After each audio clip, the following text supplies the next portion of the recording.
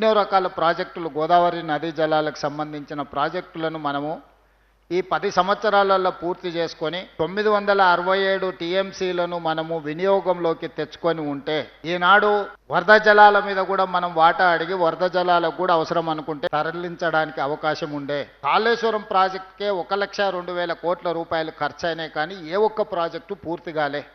ఈరోజు నిధులు ఇవ్వడానికి వెతుక్కునే పరిస్థితి వచ్చింది. ఎందుకంటే 8,11,000 కోట్ల రూపాయల అప్పుల భారం తెలంగాణ రాష్ట్రం మీద ఉండడం వల్ల విడుదల చేయాలంటే నిధుల కొరత ఉన్నది. రాబోయే 2 ఏళ్లలో ఎట్టి పరిస్థితుల ఈ ప్రాజెక్టులను అన్నిటిని పూర్తి చెయ్యాలనే చిత్తశుద్ధితోనే ఈరోజు ఇక్కడికి రావడం జరిగింది. అధికారుల్లో చైతన్యము, ప్రజలకు ఒక విశ్వాసం కల్పించడానికి మంత్రులందరం కలిసి ఇక్కడికి వచ్చి సమీక్ష చేసినాం.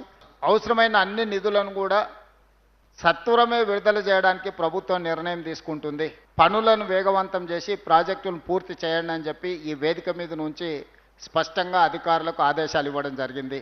అన్ని ప్రాజెక్టుల మీద పూర్తి స్థాయి సమీక్ష చేసి ఎట్లయినా సరే ఈ ప్రాజెక్టులను పూర్తి చేసుకోవడానికి ప్రయత్నం చేస్తాము.